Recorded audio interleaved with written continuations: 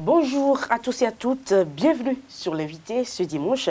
Nous parlons de l'épargne, nous parlons de la finance digitale, nous parlons de la journée mondiale de l'épargne au Bénin. Nous sommes avec Armel Alavo, bonjour. Bonjour madame. Vous êtes promoteur de la journée mondiale de l'épargne au Bénin, vous êtes consultant en finance digitale. Merci d'avoir accepté notre invitation et pour conduire l'entretien avec moi, Kader Achirou, bonjour.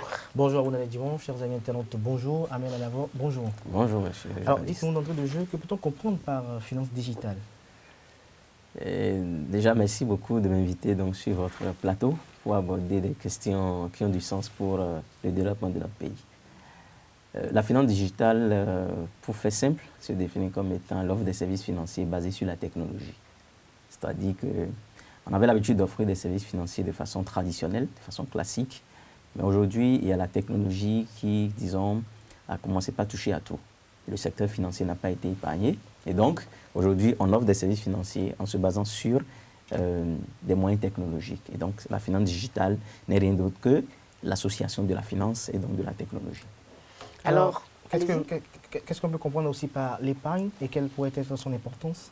L'épargne, c'est, disons, la partie du revenu qui n'est pas consommée immédiatement et donc qui est destinée à une utilisation future. C'est-à-dire ce que vous mettez de côté quand vous avez un revenu, ce que vous mettez de côté et qui vous sert après quand vous avez donc des urgences, quand vous avez donc des imprévus, quand vous avez un projet à réaliser. Alors, on va aller avec les thèmes.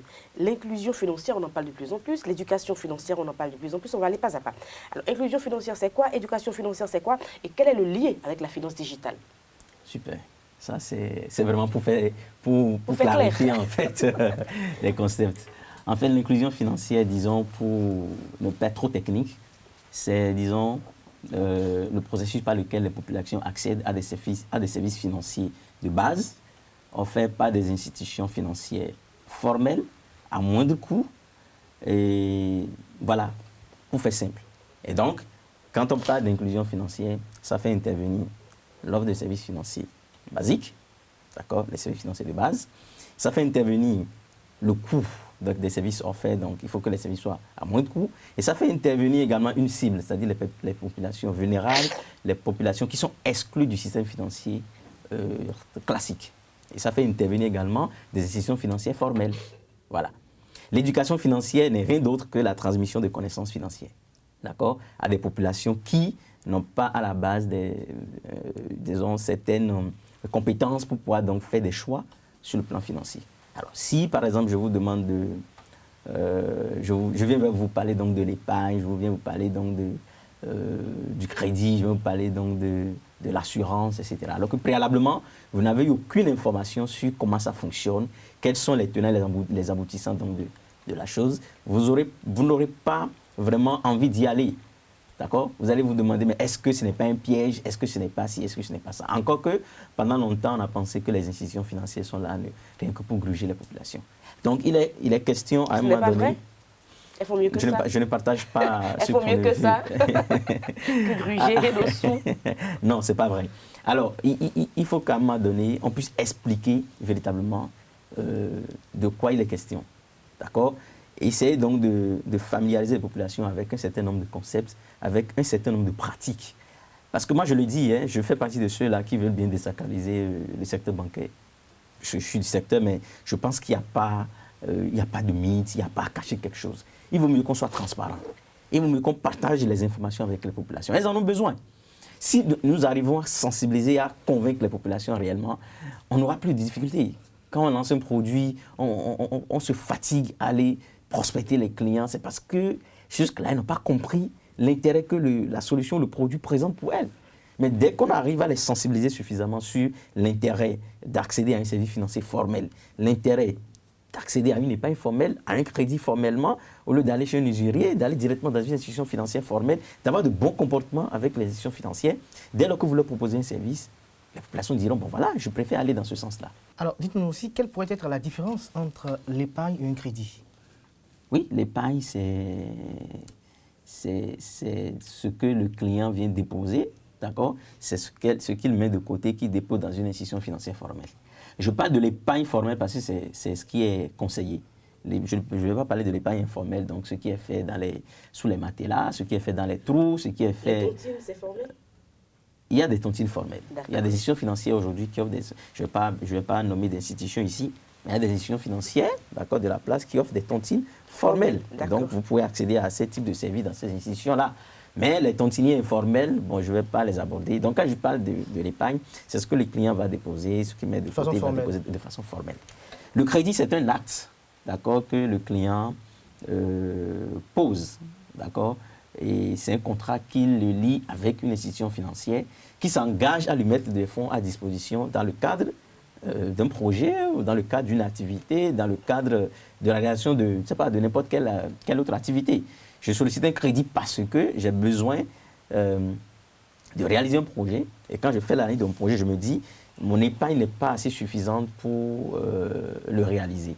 Donc, je préfère solliciter un crédit complémentaire pour pouvoir le réaliser. Mais il est toujours conseillé, si ce n'est pas dans le cadre d'une entreprise, il est toujours conseillé, si c'est un crédit à la consommation, par exemple, il est toujours conseillé d'épargner pour réaliser ses rêves. C'est toujours plus intéressant. Parce que vous sollicitez un crédit, vous avez la pression de la banque. D'accord? Même si vous estimez que ce n'est pas une pression, c'est une pression. Parce que votre revenu à la fin du mois n'est plus le même. Vous êtes obligé donc de céder une partie. Si on doit rester dans le cadre légal, vous cédez au moins le tiers de votre salaire pour solliciter un crédit à la banque. D'accord? Ou dans une institution financière. Et vous avez cette pression-là. Et peut-être même que le crédit que vous avez obtenu ne vous a pas permis de réaliser l'intégralité donc, de votre projet. Il faut peut-être voir encore à côté des amis, les solliciter. Je connais pas mal d'exemples que je peux partager avec vous. Donc c'est toujours intéressant d'épargner soi-même et de compter sur ses propres revenus pour réaliser. Imaginez par exemple que vous faites un crédit, vous achetez une voiture. Vous achetez la voiture et 1 mois, 2 mois plus tard, c'est peut-être le moteur qui est bousillé. Alors il faut aller solliciter encore un crédit quelque part parce que vous n'avez pas forcément les moyens pour acheter un moteur de 200, 300, 400 000. Encore que. Et des moteurs qui coûtent encore plus cher que ça. Et vous devez prendre du carburant tous les jours pour alimenter la voiture. S'il y a la vidange à faire, il faut mobiliser de l'argent. Donc la voiture constitue encore une autre charge pour vous. Voilà, vous avez pris un crédit pour l'acheter. Donc pour vous comprendre, pour vous résumer, donc, les crédits sont bénéfiques pour quand il s'agit d'un projet et l'épargne, c'est beaucoup mieux pour la réalité personnelle. En dehors de ça, il y a des crédits qui sont quand même des crédits intelligents. Je ne dis pas qu'il ne faut pas que les clients accèdent à des crédits, mais il y a des crédits intelligents. Je peux faire un crédit, je mets dans une... Je suis un particulier, je suis un agent permanent de l'État, je suis un fonctionnaire dans une entreprise, enfin je suis employé dans une entreprise privée. Je fais un crédit, d'accord, parce que j'ai un petit projet, pas forcément une grande entreprise, mais une petite activité où je me dis, bon, quand je fais le point de ce que l'activité va me rapporter par jour, ou par mois, ou par semaine, je ne vais même pas sentir le remboursement du crédit sur mon salaire. Ça, c'est plus intéressant. Et là, je peux m'engager et je me dis, bon, ce crédit-là me permet donc de faire un business, d'avoir un retour qui va même au-delà du remboursement de mon crédit. Imaginez, j'ai un salaire de 100 000 francs, le tiers, ça fait 33 000 poussières. Je fais un crédit peut-être sur 3 ans ou 4 ans, d'accord, qui me permet d'avoir peut-être à la fin de chaque mois 60 ou 70 000 francs. Je couvre largement le remboursement de mon crédit et puis je suis encore gagnant. Alors, on parle d'épargne, on parle de crédit, il y a aussi également le bail. Qu'est-ce qu'on peut comprendre par le bail et quel est son intérêt? Le bail, c'est vrai que ça fait partie des différentes formes de crédit. Ça dépend de l'angle sous lequel c'est vu. Mais le bail, c'est, disons, un acte qui lie une institution qui est bailleur, donc, et puis celui donc, qui vient solliciter le service. Et on vous met à disposition un produit, d'accord, parce que vous n'avez pas forcément les moyens pour aller l'acheter. Ben la banque vous met à disposition, pas directement les fonds, mais met peut-être les fonds à la disposition donc, de celui qui fournit le produit. Et vous, on vous met le produit à disposition. Et vous l'utilisez, d'accord. Et pendant que vous l'utilisez, vous remboursez progressivement donc, qu'on appelle ça, le coût d'achat donc, du produit. Mais la banque ne vous met pas les fonds à disposition, c'est plutôt le produit que la banque vous met à disposition. Bon, le bail, c'est souvent les gens l'utilisent quand ils font dans les entreprises, quand les gens veulent accéder à une machine ou ont besoin donc de s'équiper pour une activité donnée. Les dirigeants apprécient pour voir est-ce que aller acheter directement le produit, le matériel pour l'exécution donc, du projet ou aller directement faire un bail auprès d'une institution, plutôt aller solliciter un crédit bail, c'est un crédit bail auprès d'une institution et c'est plus intéressant pour moi. Et donc, après analyse, il revient aux dirigeants d'apprécier si le bail est plus intéressant parce qu'il faut payer un loyer, il faut voir est-ce que le loyer à payer sur le bail par rapport donc, au crédit à prendre ou par rapport au soit débourser et acheter directement le produit parce que ça pèse sur la trésorerie de l'entreprise. Alors, en présent de la journée mondiale de l'épargne au Bénin, on va revenir sur les thèmes Katerachirou. La journée mondiale de l'épargne au Bénin qui aura lieu en ce mois d'octobre, à la fin du mois précisément. Ouais. C'est à quel type d'édition? Est-ce qu'on peut en parler? Et comment ça va se passer? Oui, la journée mondiale de l'épargne est disons, une activité. Je ne parle pas généralement, je ne dis pas les thèmes événements parce qu'on voit en l'événement un aspect festif.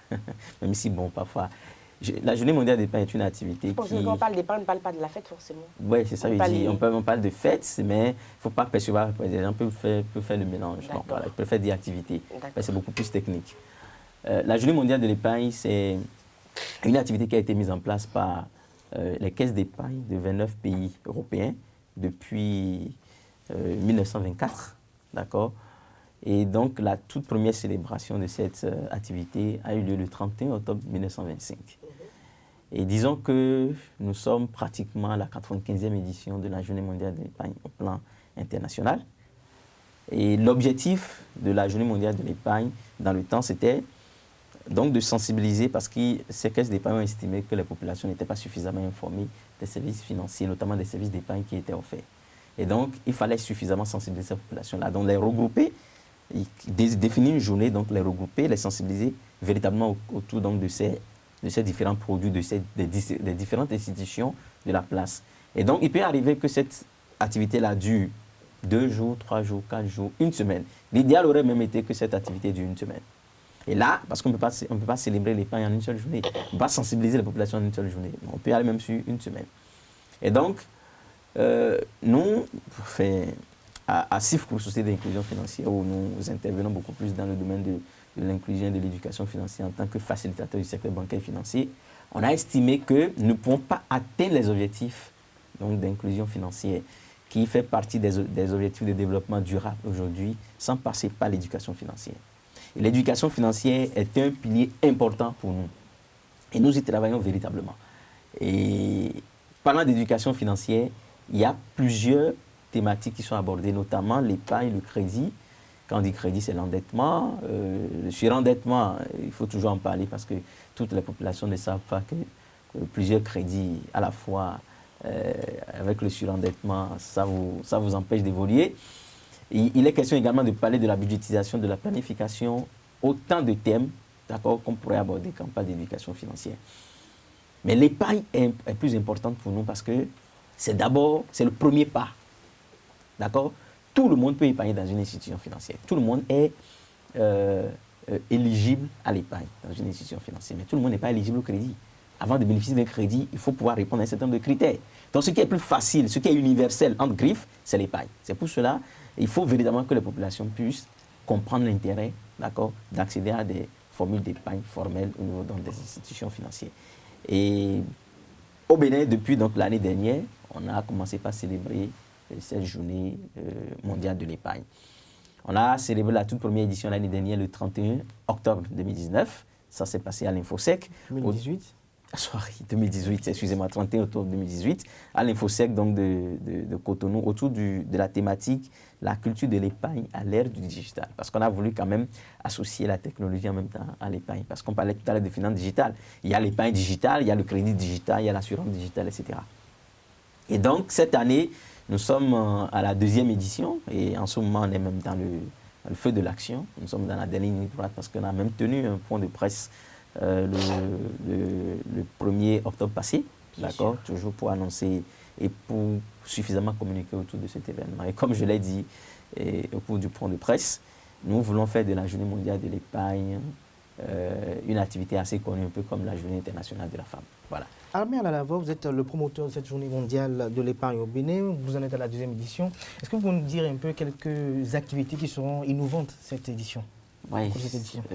L'année dernière, on a célébré la Journée mondiale de l'épargne en une seule journée. Et on avait estimé que c'était insuffisant, très insuffisant. Et en plus de ça, c'était beaucoup plus les professionnels qui étaient associés à la Journée mondiale de l'épargne de l'année dernière.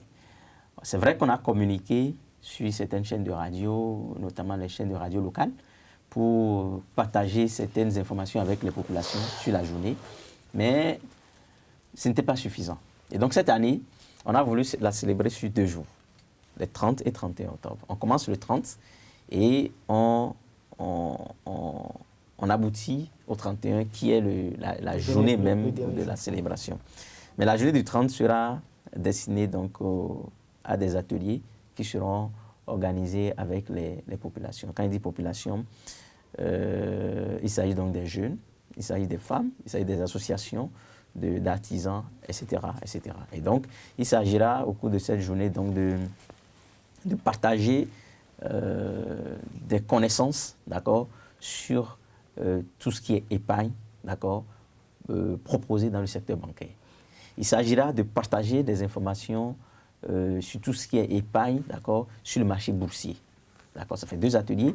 Et un 3e atelier qui donc va aborder l'entrepreneuriat au Bénin. Parce que vous savez, tout le monde pense que pour entreprendre, il faut forcément disposer de gros moyens, il faut avoir assez de ressources financières. Et même parfois, les gens pensent que pour entreprendre et pour avancer, il faut solliciter des institutions financières pour pouvoir avancer.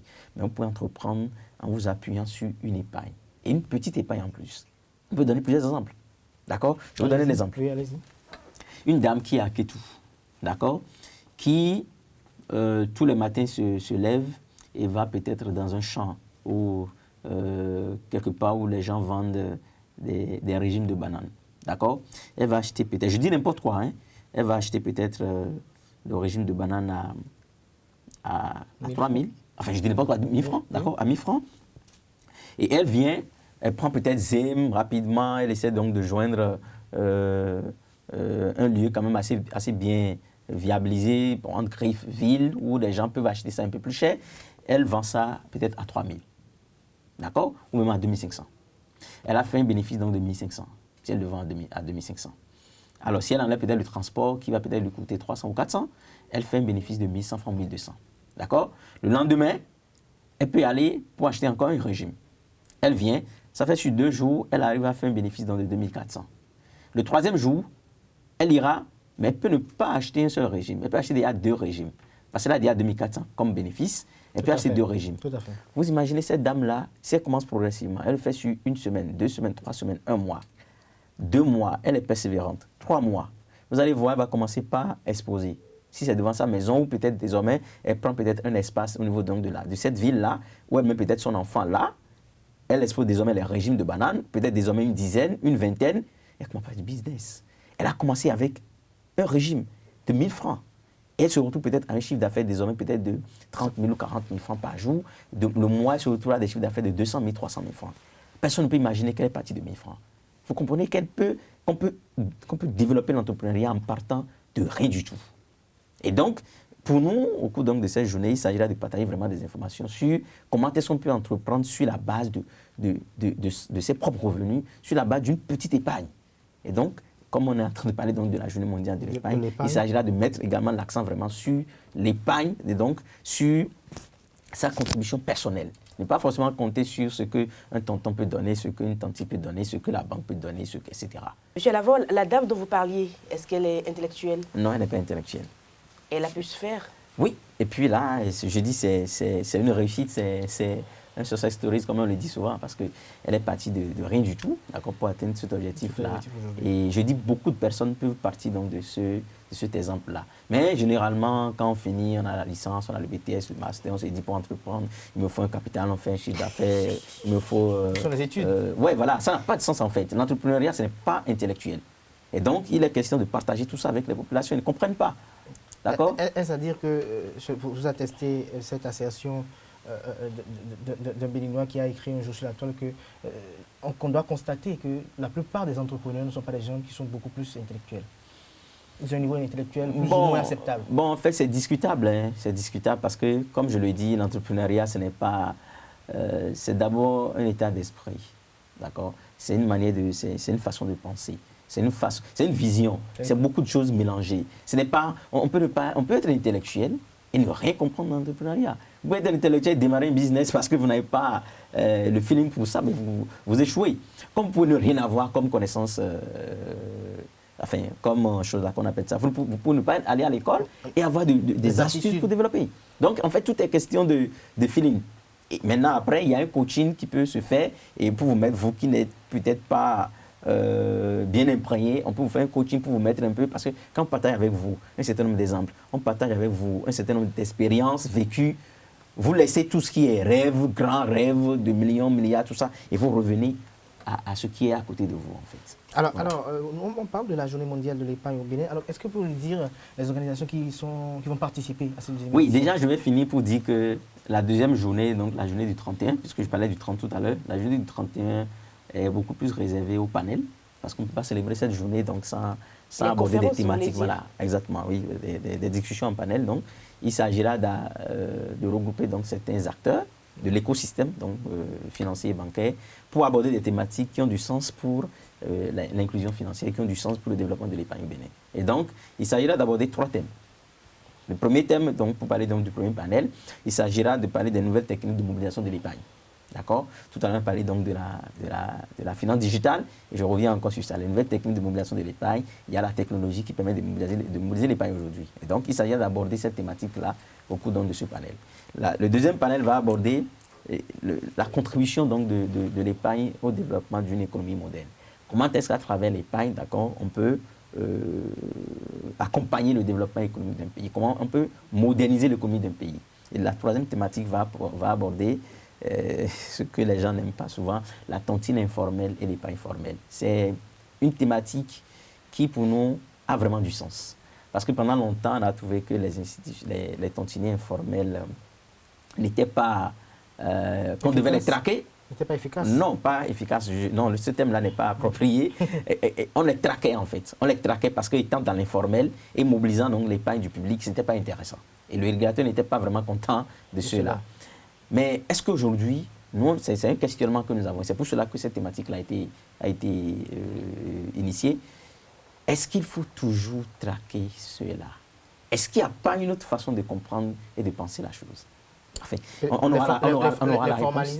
Bon, je ne sais pas. J'ai peut-être ma petite idée de la chose et je crois que au cours de ce panel-là, on aura les réponses. Parce que ce panel-là va inviter quand même pas mal d'acteurs qui interviennent sur la question et donc qui pourront nous dire exactement. Mais est-ce que vous pensez que les populations sont de plus en plus à l'aise dans l'épargne aujourd'hui par rapport à il y a 10 ans en arrière?